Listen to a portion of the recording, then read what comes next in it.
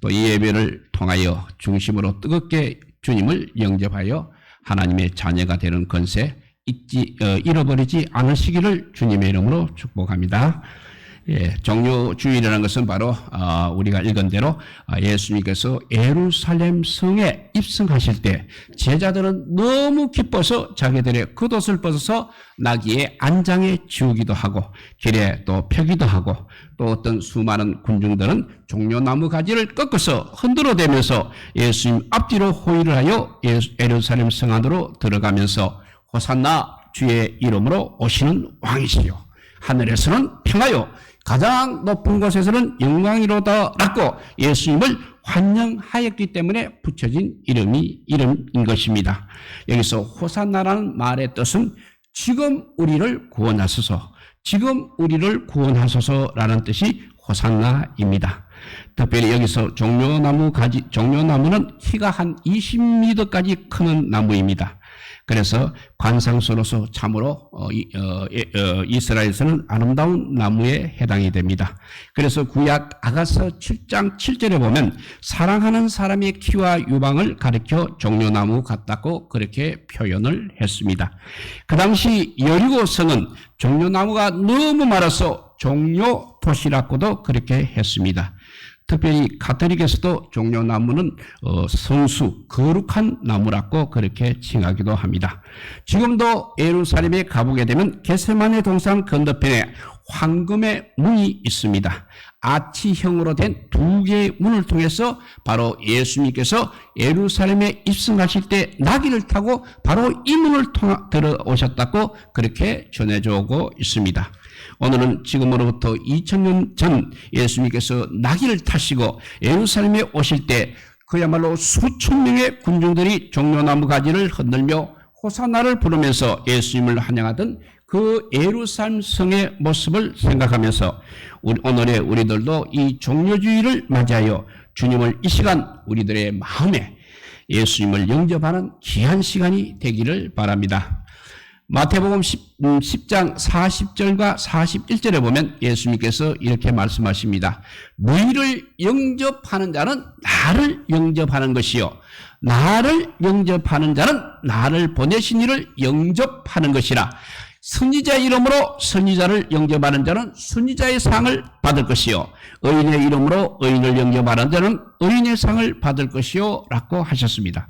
이처럼 우리들이 누구를 지금 영접하고 있느냐에 따라서 우리들의 각자의 인격이 달라지는 것입니다. 누구와 함께 어울리냐에 따라서 그 사람의 인품이 달라진다는 사실입니다.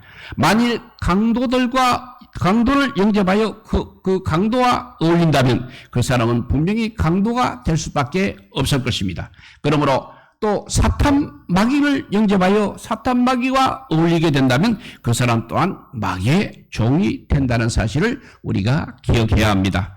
당시에 바리새인들과 서기관들은 예수님께서 자기들이 죄인이라고 정죄해버린 세리와 창기들과 그리고 억눌린 사람 그리고 가난한 사람들과 어울리고 식사도 같이 한다고 해서 예수님을 비방하고 배척하기도 했습니다. 그러나 우리들이 온전한 믿음으로 예수 그리스도를 영접하게 되면 구원받고 하나님의 자녀가 되어 영생을 얻게 됨을 반드시 우리는 믿으시기 바랍니다. 예, 오늘 본문에 예수님께서 최후의 한 주간을 이제 예루살렘에 지내시기 위하여 예루살렘에 입성하였을 때는 벌써 예수님을 죽이려는 업무가 진행이 되고 있었습니다. 그리고 예수님을 어떠하든지 약점을 잡으려는 무리들이 항상 뒤를 따르고 있었습니다. 그래도 뜨겁게 환영하는 무리들이 있었습니다. 참으로 다양한 일이었습니다. 그러므로 오늘은 예수님께서 예루살렘 성에 들어오실 때부터 한 주간 동안 숨가쁘게 전개됐던 사건들을 하나하나 묵상해 보면서 우리 모두가 은혜 받는 귀한 시간 되기를 바랍니다. 고난주간에 일어난 사건들 중에서 가장 먼저 시작된 사건이 바로 오늘 본문에 나오는 예수님께서 나귀를 타시고 예루살렘 성에 입성하는 사건입니다. 우리가 이 사건을 기억하기 위해서는 첫째, 예수님의 예루살렘 입성을 위하여 나귀 새끼를 제공하는 사람부터 묵상을 해야 하겠습니다. 그 당시 사람을 죽이고 약탈하는 전쟁에서는 말을 타고 전쟁을 하였습니다. 그러나 예수님께서는 만인의 생명을 살리기 위해 오셨습니다. 그렇기 때문에 말을 타실 수가 없었습니다. 그래서 평화의 상징인 나귀를 타시고 들어오셨던 것입니다. 지금도 이스라엘 나라의 농촌에서는 나귀를 타고 다니는 사람이 많이 있다고 합니다. 또한 그 당시에는 나귀야말로 정말 중요한 교통수단이기도 하였습니다. 그런데 이 사건은 우연히 일어난 것이 아니라 이미 오래전에 예언이 되어 있었습니다. BC 520년에 스가랴 예언자의 예언이 있었다는 사실입니다. 그 스가랴서 그 예언이 스가랴서 9장 9절 말씀이 되겠습니다. 스가랴서 9장 9절을 읽어보면 시온에 따라 크게 기뻐할지어다. 예루살렘에 따라 즐거이 부를지어다. 보라, 내 왕이 너에게 임하시나니 그는 공의로우시며 구원을 베푸시며 겸손하여서 나귀를 타시나니 나귀의 작은 것 곧 나귀 새끼니라 했습니다. 이처럼 이 선지자 예언의 말씀을 이루시기 위해서 예수님께서는 나귀를 타시기 위해서 제자들을 벳박의 맞은편 마을 베다니로 보내면서 마을 어귀에 매인 나귀가 있을 것이니 풀어서 끌고 오라고 하셨던 것입니다. 그 말을 들은 제자들은 예수님의 말씀에 따라서 마을로 내려가 보니 정말 나귀가 매여 있었습니다. 그래서 그것에 매여 있는 나귀의 줄을 풀어 이제 끌고 가려고 하자 갑자기 주인이 나타나서 왜 남의 나귀를 가지고 가려고 하느냐고 합니다. 그때 제자들은 예수님의 말씀대로 주님이 서실 것이다 라고 하자 그 나귀 주인은 아무 말 없이 선뜻 허락을 하였습니다. 그런데 성경에서는 이 나귀를 제공한 사람의 누군지 이름조차 나오지 않고 있습니다. 하지만 주님이 서시겠다 이 말에 선뜻 자신의 전 재산일지도 모를 나귀를 이렇게 내어준 것을 보면 그 사람은 분명히 아주 믿음이 좋은 사람임에 틀림이 없다는 것을 알 수 있습니다. 왜냐하면 그 나귀 주인은 그동안 자신이 정성을 다하여 고이 길러서 한 번도 타보지 않았을 뿐 아니라 부려보지도 않고 짐을 실어보지도 않은 귀한 나귀를 이렇게 주님께 제공해 드렸기 때문인 것입니다. 여기서 우리들이 느낄 수 있는 큰 교훈은 주님께서 필요하다고 하자 그 나귀의 주인은 두 말 없이 그 말에 순응했다는 사실입니다. 즉 베다니 마을의 나귀 주인은 주님께서 서시겠다는 그 말 한마디에 자신의 전 재산이나 마찬가지일지도 모를 그 나귀를 이렇게 아무런 조건도 없이 바로 주님을 위해 드렸던 것입니다. 성도 여러분, 오늘 본문 3절에 보면 만일 누가 무슨 말을 하거든 주가 서시겠다 하라. 그리하면 즉시 보내리라 한 말씀 중에 주가 서시겠다는 주님의 말씀이 우리 심령에 강하게 부딪혀 오지 않습니까? 벳박의 맞은편의 마을에 한 무명의 사람은 예수님과 사전에 약속이라도 한 듯이 주가 서시겠다고 하니 서슴지 않고 아무도 타보지 않은 나귀 새끼를 기꺼이 예수님께 드렸다고 했습니다. 그러자 이에 무리들이 겉옷과 종려나무 가지를 길다 펴고 앞서거니 뒤서거니 하면서 호산나 다윗의 자손이여 찬송하리로다 하면서 지상 최고인 승리의 예루살렘 입성을 장식했다는 사실입니다. 그런데 성도 여러분, 여러분들은 주님을 위해서 그동안 무엇을 드렸습니까? 주님께서는 우리들을 위하여 이렇게 목숨까지도 바치려고 하셨는데 우리들은 과연 주님을 위하여 무엇을 얼마나 드리고 있습니까? 이름조차도 밝혀지지 않았음에도 불구하고 자신의 귀한 나귀를 드린 이 사람과 같이 우리들은 주님을 위해서 무엇을 드리고 있느냐는 것입니다. 이처럼 이 세상에서도 진정으로 고마운 사람께는 아까운 것이 하나도 없는 것입니다. 더욱이 우리 인간들을 위하여 목숨까지도 주신 예수님께 우리가 무엇인들 못 드리겠습니까? 늘 드려도 우리는 그저 아쉽고 부족한 마음일 뿐을 고백하시기 바랍니다. 그런데 문제는 이러한 하나님의 은혜와 사랑을 깨닫지 못하고 주님께서 나의 죄를 위하여 십자가에 달려 죽으신 것을 영적으로 체험하지 못한 사람들은 구속의 기쁨이 없습니다. 그리고 감사도 없습니다. 그래서 항상 하나님께 인색하기만 한 것을 보게 됩니다. 오늘 이 시간에도 주님께서는 이 자리에 찾아와 계십니다. 우리 마음에, 우리 가정에, 우리 교회에 지금 입성하고 계십니다. 그러므로 그러한 주님을 이 시간 마음을 다하고 정성을 다하고 뜻을 다하여 신령과 진정한 마음으로 환영하시는 우리 모두가 되시기를 주님의 이름으로 축복드립니다. 이렇게 예수님의 예루살렘 입성을 위하여 나귀 새끼를 제공한 사람들을 우리가 먼저 묵상해야 됩니다. 두 번째 묵상해야 될 것은 오늘 본문에 안 나오지만 그 뒤에 나오는 주님의 이 장례를 위하여 향유를 부어드린 여인을 묵상해야 합니다.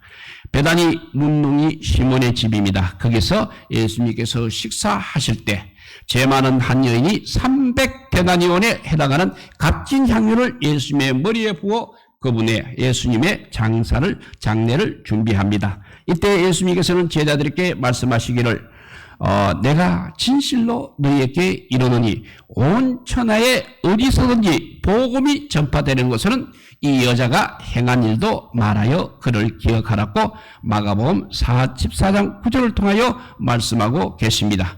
그러므로 지금의 이 시대에 주님의 사랑을 받은 우리들도 고난주간을 맞이하여서 복음이 전파되는 것에 기념이 될 만한 아름다운 감사와 믿음의 행함이 있는 축복의 절기가 되시기 바랍니다. 자신의 가장 소중한 이 향유를 담아두었던 옥합을 깨뜨렸던 여인처럼 믿음의 큰 일은 못할지라도 항상 우리가 기도를 게을리 하지 말고 할 수만 있다면 하루라도 그래도 금식을 하면서 예수님의 고난에 동참하는 우리 모두가 되시기를 주님의 이름으로 축복합니다. 이렇게 나귀 새끼를 제공한 사람을 우리가 묵상해야 되고 향유를 부어드린 여인도 묵상해야 됩니다. 세 번째 고난 중간에 이제 처음으로 성만찬 예식이 시작된 것도 우리가 묵상해야 하겠습니다.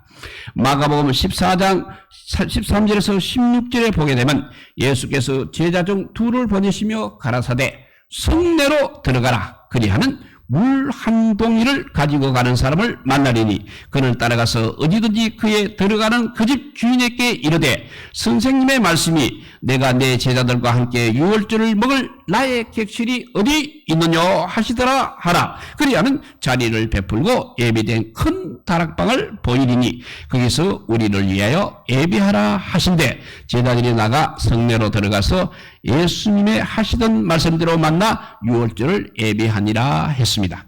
이와 같이 주님의 말씀대로 성내에서 물도 한 덩이를 가지고 가던 한 여인, 누가 미리 부탁하지도 않았습니다. 그렇지만 예수님을 위하여서 다락방을 준비하고 또 만찬을 예비했다는 사실입니다.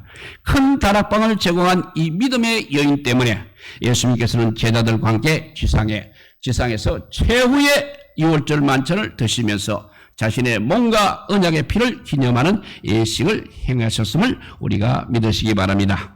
그부터 예수님의 부탁대로 고난주간에는 교회마다 이 성만찬 예식을 행하면서 주님의 고난에 동참한 계기가 되었습니다. 그러므로 이러한 거룩한 성만찬 예식을 행할 때마다 속죄와 은혜와 치료가 넘치는 은사가 충만하게 임하시기를 바랍니다. 네 번째 또 묵상해야 될 것이 이제 마지막 겟세마네 동산에서 기도하시는 우리 주님의 모습을 우리가 묵상해야 하겠습니다. 예루살렘에 있는 성지, 이스라엘에 있는 성지 예루살렘에 가게 되면 감람산 남쪽 겟세마네 동산에는 아주 오래된 감람나무 8그루가 있다고 합니다. 그 중에 한 그루를 예통의 나무라고 그렇게 이름을 붙였습니다. 그 나무 잎에는 예배당이 있고 그 안에는 큰 바위가 있다고 합니다. 주님께서는 바로 그 바위 밑에서 기도를 하셨습니다. 겟세마네라는 이름의 뜻은 기름을 짜는 털이라는 뜻입니다. 주님께서는 이곳에서 자신의 몸의 진액을 짜시며 기도하시므로 우리들은 이 겟세마네 동산을 기억할 때마다 새로운 은혜를 잊게 되는 것입니다. 예수님께서는 6월절 최후의 만찬을 제자들과 함께 마치시고 감람산으로 올라가셨습니다. 그 중에는 베드로와 야고보와 요한의 3명의 제자들을 끝까지 데리고 가셔서 죽음을 앞둔 최후의 기도를 드리셨던 것입니다. 그리고 몇 시간 후면 가룟 유다의 배신으로 체포되어 재판을 받고 사형장으로 끌려가실 주님의 이 겟세마네 기도야말로 심혈을 기울인 최후의 기도였습니다. 예수님께서는 이와 같이 피와 땀을 흘리시며 하신 기도의 내용은 이렇습니다. 아버지여, 아버지께는 모든 것이 가능하오니 이 잔을 내게서 옮기시옵소서. 그러나 나의 원대로 마시옵고 아버지의 원대로 하옵소서라고 간절한 심령으로 기도를 하셨습니다.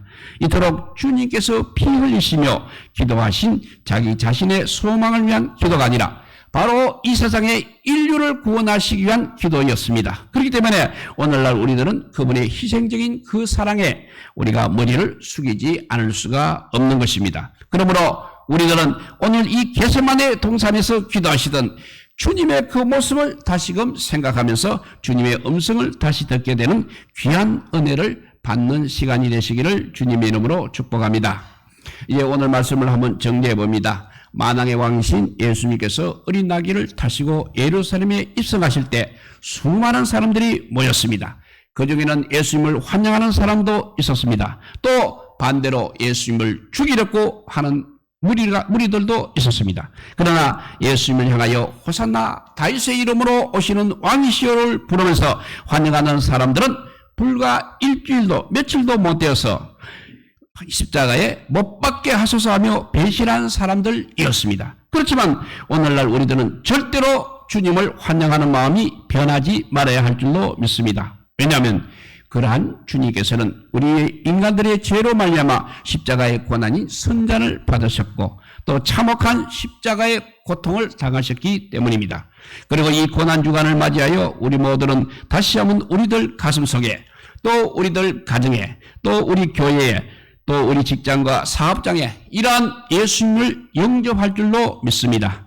이러한 사랑에 예수님께서는 우리들을 사망의 굴레에서 구원하시려고 십자가의 고난을 당하셨다는 사실을 우리 가슴으로 뜨겁게 믿어야 할 줄로 믿습니다. 하지만 그럴 것이다라는 어떤 추상적으로나 관념적으로 그렇게 생각하지 마시고 이러한 사실을 온전히 믿음으로써 주님의 십자가 소리만 들어도 우리의 가슴이 뭉클해지고 눈물이 쏟아지는 우리 모두가 되시기 바랍니다.